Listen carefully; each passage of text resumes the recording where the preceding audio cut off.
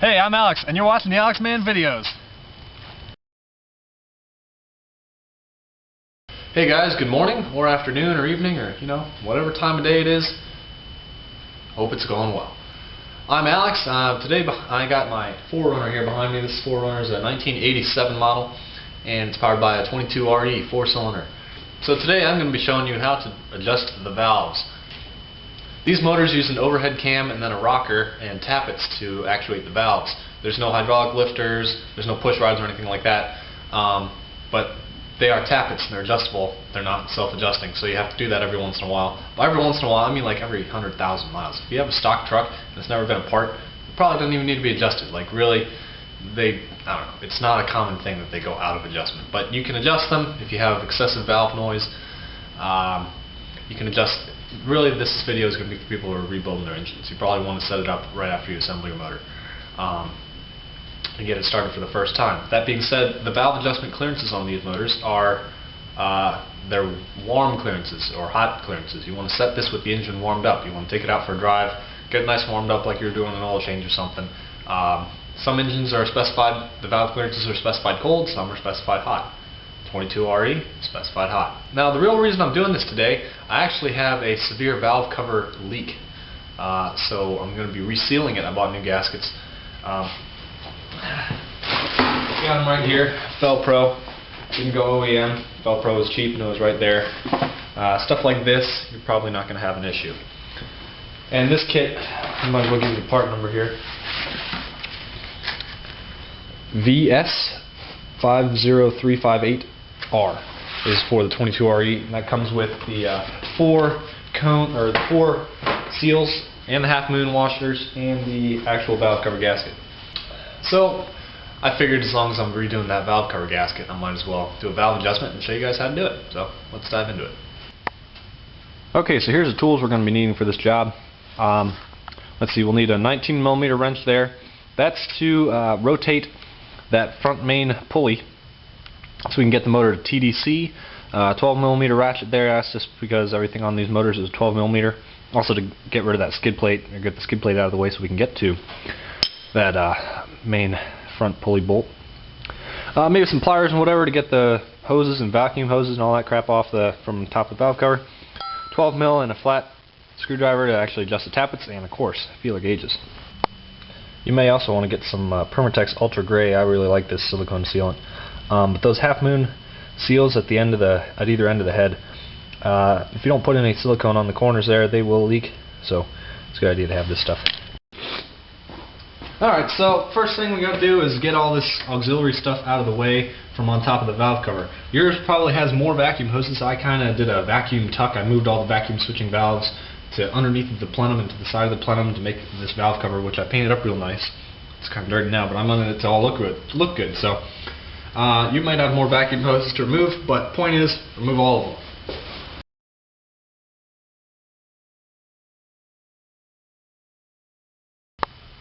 So there's a couple vacuum hoses that go across here. You go to your power steering pump, and you might wonder, why does your power steering pump need vacuum? Well, that's to basically idle up the engine just a hair when you put the power steering pump under load, because the power steering pump does actually pull a bit of load off the motor. So if you didn't have the idle up there, it would probably stall it, kind of like your AC. So these just bump the idle up a hair when power steering is under any sort of load. Anyway, disconnect those. What I like to do with these, so I don't mix them up, is I pull one hose off of this nipple here, and then I pull the opposite hose off of this nipple here. That way I can't mix them up when I go to put them back together. That was probably awesome for the camera. I wonder how that looked. And then the last thing that reaches across the engine that I have to disconnect is the wire that goes from the ECU to the coil pack over here. So we'll just undo this green plug here. These usually get kind of stiff from sitting for so long and not moving. So now you see we got everything disconnected from the valve cover. So basically the only thing left to do is loosen these 4 nuts and lift it off. So you can go ahead and remove these 4 nuts here.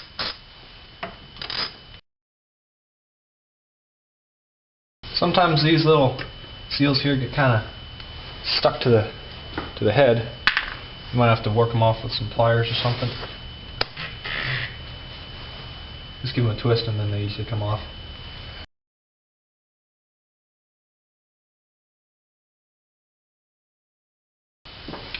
So, depending how long this thing has been on here, yours might be stuck on there pretty good. This one came off fairly easily, so that's nice. Now we just need to lift it off, take it over to that shop rag, and put her down, keep her nice and clean.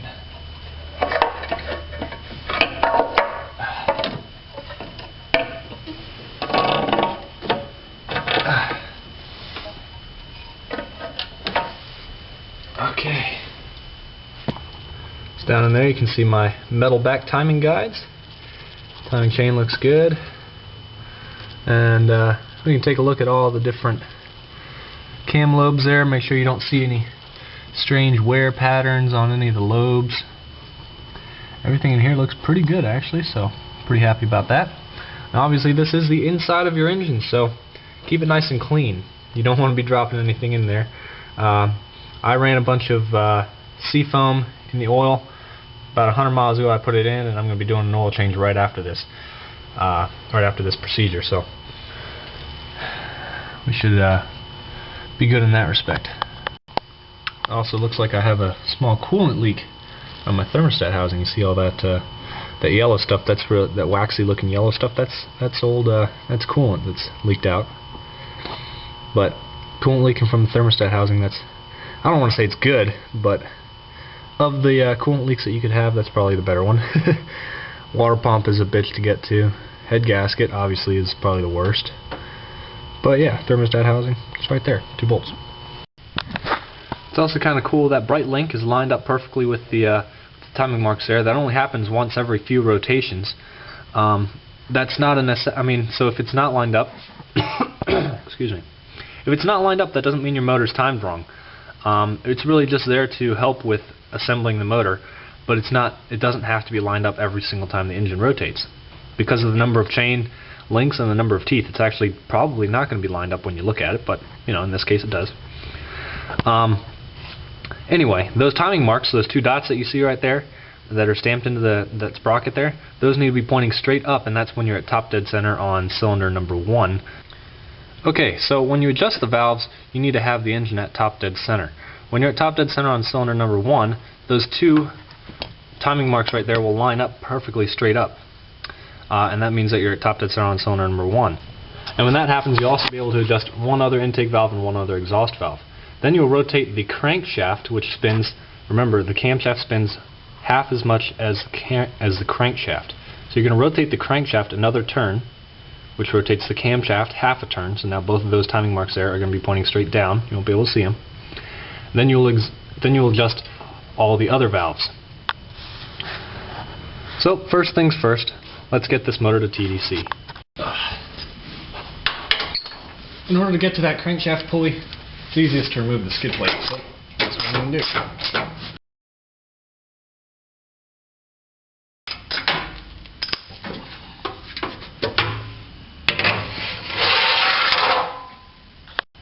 So we got that skid plate off, it's laying on the floor there. And if we look straight up, we can see that harmonic balancer, front pulley, whatever you want to call it. It's got a 19mm bolt right on the front of it, and that's a perfect place to rotate the wrench and get the motor to TDC. Okay, so I got my 19mm wrench on that main front bolt, and I got the car with the parking brake on and the emergency brake set. Those 2 are the same thing. But I've done them both. And I also have the transmission in neutral. That way when I rotate the engine, it doesn't try to move the truck. Now we're just going to rotate the engine a little bit here until we get to TDC.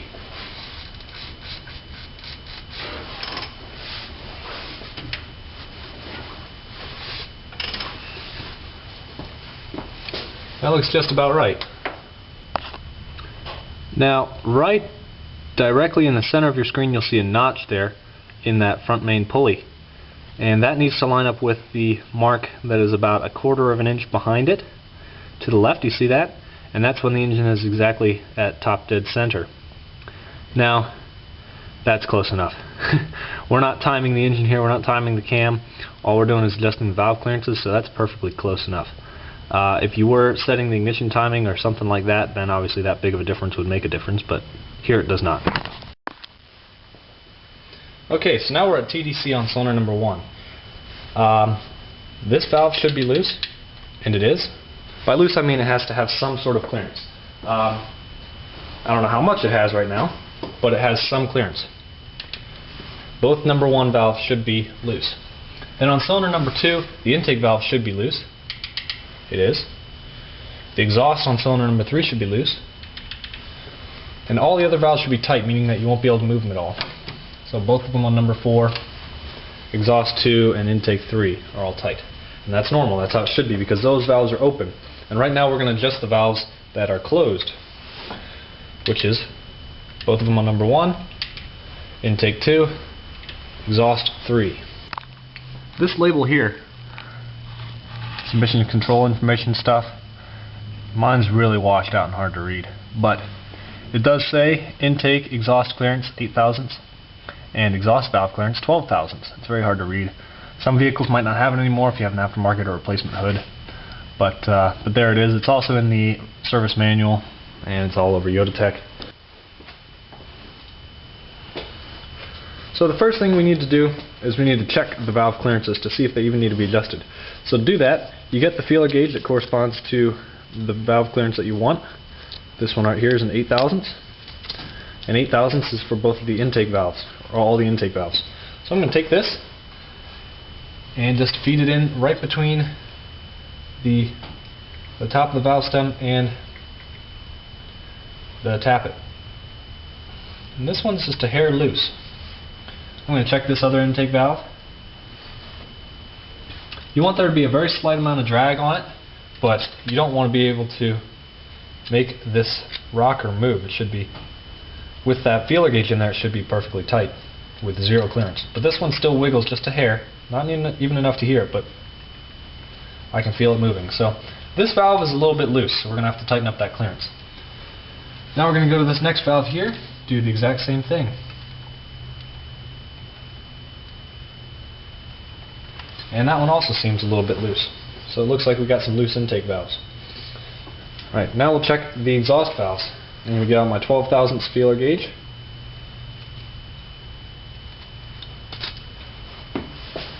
And do the same thing. Stick it between the valve and the tappet. And this one doesn't fit in here. So that one's too tight. Can't even get it in. I'm going to do the same thing to the other exhaust valve. This one feels about perfect, so I'm not going to have to adjust that one. Alright, so what we have on the first 4 valves, we have the loose, both intakes are loose. Number 3 exhaust is good, number 1 exhaust is a little tight. So since I already got my 12 thousandths feeler gauge out, I'm going to start adjusting them. So to adjust the valve tappets, it's really just a screw, a set screw kind of thing, and a lock nut. So 12mm headed nut is the lock nut, and then you use a Phillips screwdriver to adjust the tappet. So you hold that screw in the middle. You don't want it to rotate because then you lose your base. Alright? You loosen it up, and I'm just going to loosen that screw a tiny bit, that set screw. Tighten that valve lock nut back down. Now that I've done that, I'll check my clearance again and see if I moved it enough. At least now I can get that feeler gauge in there. So we're making progress. But it's still a little bit tighter than I would want, so I'm going to do the same thing again. Hold that set screw so it doesn't move. Loosen the lock nut. Back off the set screw just a hair. Tighten the lock nut. Now we got a perfect valve clearance there for that exhaust valve. Alright, so I got both the exhaust valves good with cylinder number 1 at TDC. Now we can get out that 8 thousandths feeler gauge. Go back to the intake valves. So both the intake valves are a little loose. Okay, so I said both the intake valves were a little bit loose. So what I'm going to do is I'm going to loosen the lock nut, hold that set screw where it was, tighten that set screw just a tiny bit, and then tighten the lock nut. Then we'll check this clearance again. And that feels just about perfect. Then we'll go to this cylinder here, cylinder number 2 intake. And we'll do the same thing. So I'll hold the set screw, loosen the lock nut, tighten the set screw, tighten the lock nut, and we'll check that clearance, and that feels perfect. Just a slight amount of drag, but not loose. Okay, so now we have all 4 valves that are able to be checked here at the right clearance. We've checked them all. Now we're going to rotate the engine over the crankshaft 360 degrees, which rotates the camshaft 180, or half a turn. And all the valves that are loose now will be tight, because those valves will be open.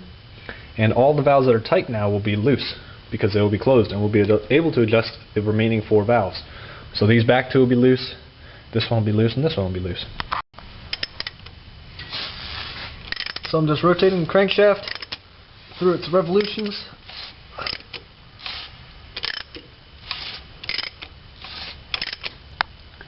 And there's that notch again. You can see I got it just about past TDC, almost exactly the same as I did on the last turn.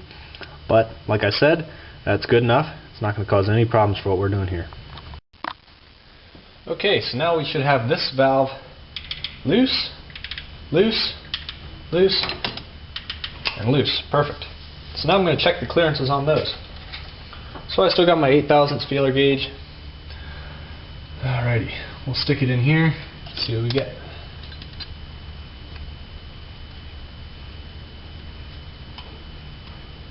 That valve feels just about perfect, so I'm not going to mess with it.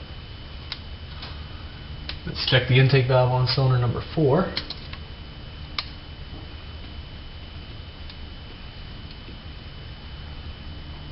Interesting, that one's a little bit tight. Yep, cylinder number 4 intake's a bit tight. I'm just going to go ahead and adjust that one right now because I could barely get that feeler gauge in there and I don't want to have to mess with that again. So, hold the set screw, loosen that lock nut, loosen the set screw to increase the clearance, and then tighten that lock nut. Now that valve clearance is just about perfect. So we're done with all the intakes. We've checked all the intakes. They're all good. So I'll go back to the exhaust now, get my 12 thousandths feeler gauge. And we'll check the remaining exhaust valve clearances. So we got 12 here. And that one's a little bit tight, just barely. But we're here, so we might as well do it right. So we'll loosen the lock nut, get the set screw and tighten it back down. That one's perfect. And we'll check this one here. Can't even get that feeler gauge in there. So same thing as before.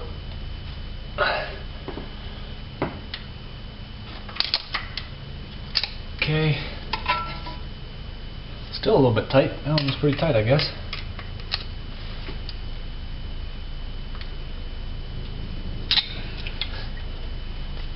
And there it is, perfect. Okay, so at this point all the valves have been adjusted. Everything is right on spec, 8 thousandths intake, 12 thousandths exhaust. On almost every vehicle I've ever worked on, in fact on every vehicle I've ever worked on that I can remember, exhaust clearance has always been higher than the intake. So if you have 2 numbers in your head, the larger one is probably the exhaust. I don't know if that's 100% accurate, but every vehicle I've worked on it is. And also for some reason, most of the time, I'd say about 80% of the time, if the clearances are wrong, the exhaust is always tight and the intake is always loose. I don't know why that happens. You'd think they would both get tighter or they'd both get looser. I don't know why it happens that way, but in my experience, that's what happens. I don't know why. But at this point, we're ready to start reassembling and all the valves are set. So we just need to clean up this sealing surface here, clean up that sealing surface on the valve cover, put that new gasket on there and bolt it all back down. So these half moon little seals here, I'm going to pull these out because I got brand new ones to go in. But you see how that works. It's just a little rubber thing, half moon shape, fits right in there. There's one at the front right here, and there's one exactly like this at the back of the head that we're also going to replace. Okay, so I had the camera off there for a few minutes. Reason being, I want to make sure I get the sealing surface nice and clean. So I got all that silicone out of those corners there, and got some brake clean out in a nice rag, and got this all nice and shined up. So hopefully it'll seal well. Obviously, the more time you spend getting this clean, the better luck you'll have when you try to seal it all up. And at least in my case, that was the only reason I'm even doing this in the first place, was to reduce a valve cover leak. So, spend some time here. So what I'm going to do is I'm going to put some silicone just a little bit right there, and then drop it into place. If you're leery about using silicone, don't be. It's specified in the factory service manual that you need to use silicone here. Okay, so we got that one down in there. We're going to do the exact same thing on the back side. So back to this front one here, I'm just going to dab a little bit right in that corner, and also right along this groove, along this corner. And then just track it out like a little bit more than a 1/4 inch, so that we get a nice seal when we put it all together. Now we're ready to put this actual valve cover gasket on. Some of these are molded and they fit perfectly right in here, and they fit, just like the factory one would. This one doesn't, so that's unfortunate, but it'll probably work just as good. Basically, just stick it in there, start working it around, and it's really pretty much just that simple. The molded ones are nice, but I've used both in the past. These ones really work just as fine. They're just not as nice to put on. You don't feel as happy when you're done, but it'll work just as well. So there we go. Done.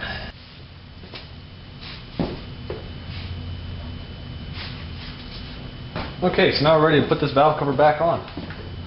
So I got my new gasket there, got my half moons sitting in position. They look good. Yep, just want to make sure they didn't move. And we're just going to make sure we don't have any vacuum hoses that are going to get in the way or pinched or something like that. And we're ready to go back on.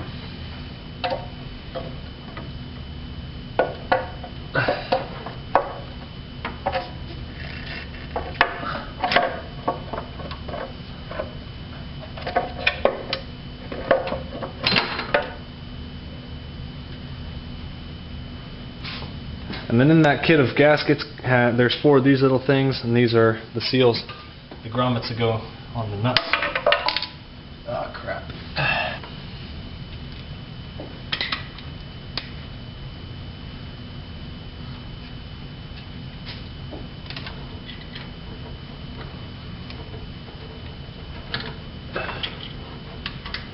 Then I'm going to thread these guys on,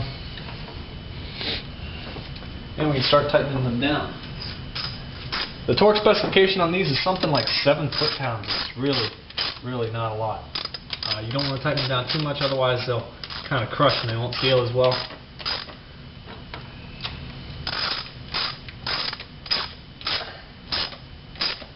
My rule of thumb is I like to go until they just start mushrooming out the rubber on the bottom. So you can see there the amount of mushroom I got.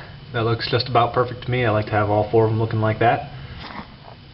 You can also see right here that half moon washer thing, seal. Sat down in there perfect. Silicone is just barely squeezing out.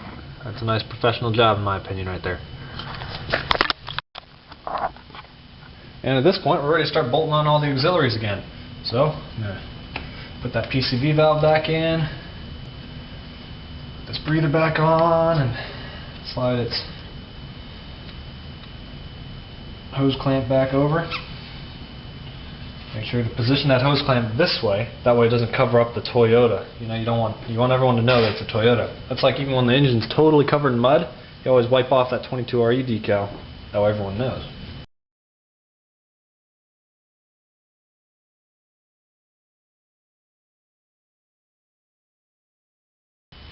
So since we're done with all that, we can remove that wrench, because that would make a hell of a noise if you left it on there and started the engine. And bolt the skid plate back on. And I think we're done. Oh, not quite. Probably would run better if I had this plugged in. Well, let's wrap this up. Valve adjustments. Pretty easy procedure, especially on this vehicle. There's some vehicles where it's a pain in the butt, like shim under bucket cars, shim under bucket motorcycles. Not fun. Easy, well, relatively, but not anywhere near as easy as this. This is like bing bam boom. Valve cover off, adjust valves, valve cover on. It's awesome. I like tappet cars. I guess hydraulic lifters are probably even better because you never have to do anything with them. But tappets, I don't know, I like them. It's kind of fun, kind of mechanical. Things I like. So anyway, fairly easy procedure. Don't really need any special tools besides a set of feeler gauges, but those are I think under 10 bucks at Advance Auto probably. Time this takes, I would say probably about an hour to 2 hours at the worst. Maybe 2 hours. Maybe set aside 2 hours your first time, but really not that bad. Anyway, I hope this video has helped you out. I hope it saves you some money, because obviously that's kind of my whole idea here, is that I like to make videos to help people out and save them money, because they don't have to go to the shop and pay out the butthole to get things fixed, when really it's kind of simple. So I hope I've been able to accomplish that goal.